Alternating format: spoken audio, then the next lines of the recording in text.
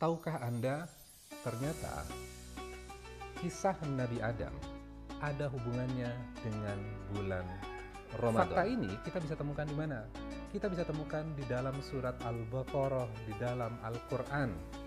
Sekarang kita akan melihat koneksi dari kisah Nabi Adam dengan bulan Ramadan. Kita bisa saksikan ketika kita membaca surat Al-Baqarah ayat 30-38. Pertama kali Allah men-set up rencana untuk menciptakan makhluk yang akan menjadi khalifah. Khalifahnya di mana? Fil ardi, di bumi. Jadi set up-nya adalah manusia itu akan menjadi khalifah di mana? Di bumi, bukan di surga. Kemudian Nabi Adam pertama kali diciptakan, Allah mengatakan kepada Nabi Adam, kamu tinggal di surga.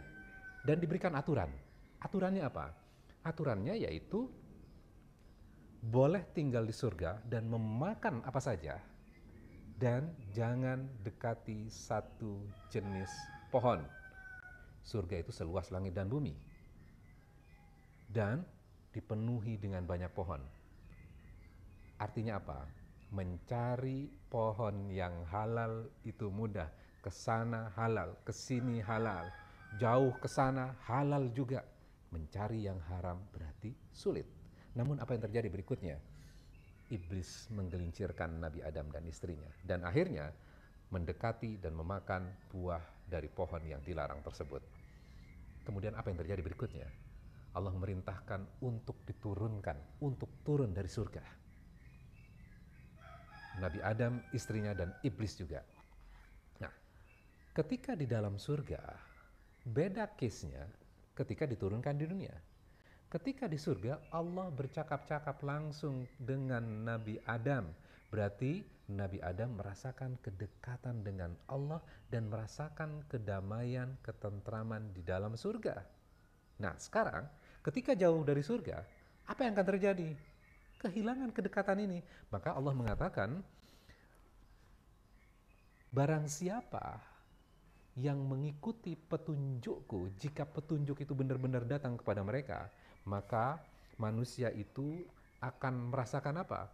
Fala khaufun alaihim walahum yahzanun. Manusia itu akan merasakan apa?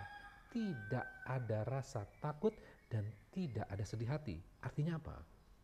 Walaupun di dunia ketika ada petunjuk itu datang, kita tidak akan merasakan ketakutan dan kesedihan.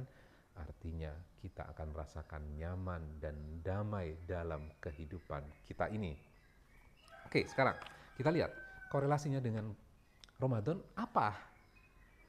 Langsung lompat ayat 185. Allah mengatakan, "Syahru Ramadan alladzi unzila fihil Qur'an hudan linnas." Bulan Ramadan adalah bulan diturunkannya Al-Qur'an. Nah, ini menarik. Hudan linnas, sebagai petunjuk untuk manusia. Jadi ada korelasinya enggak dengan kisah Nabi Adam tadi yang diturunkan dari surga? Bahwa petunjuk akan datang. Sekarang di dalam surat Al-Baqarah ini dikatakan hudal linnas, sebagai petunjuk untuk manusia. Nah, ini adalah final episode-nya. Quran adalah final episode petunjuk itu. Diturunkannya di mana? Di bulan Ramadan. Bagian berikutnya, kita lihat. Barang siapa yang menyaksikan bulan Ramadan, maka berpuasa. Jadi, bulan Ramadan tadi kita sudah lihat, identiknya dengan apa? Quran. Kemudian yang kedua, identiknya dengan apa? Puasa. Jadi dua hal ini pasti memiliki korelasi. Aneh rasanya kalau kita berpuasa di bulan Ramadan, tapi kita tidak membaca, tidak mengkaji Qurannya. Kita tidak membaca dan membaca terjemahannya juga. Kemudian kita merenungkan, mentadaburi isinya. Kenapa kita harus melakukan dua hal itu? Puasa dan Quran. Wa idza sa'alaka ibadi anni fa inni qarib. Muhammad, katakan, kalau hambaku bertanya tentang aku, fa inni qarib, sesungguhnya aku dekat. Dan bagian terakhir ini mengatakan fa inni qarib, bukan mengatakan Muhammad katakan aku dekat, tapi Allah sendiri jawab. Artinya apa? Ketika kita membaca Quran plus terjemahannya, Allah langsung menjawabnya dan kita merasakan kedekatan diri kita dengan Allah kita.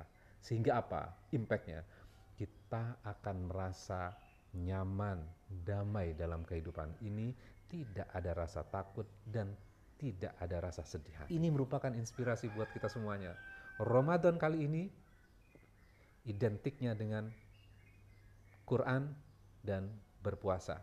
Mudah-mudahan hal ini bisa menjadi bekal buat kita untuk mengarungi bulan Ramadan. Demikian, wassalamualaikum warahmatullahi wabarakatuh.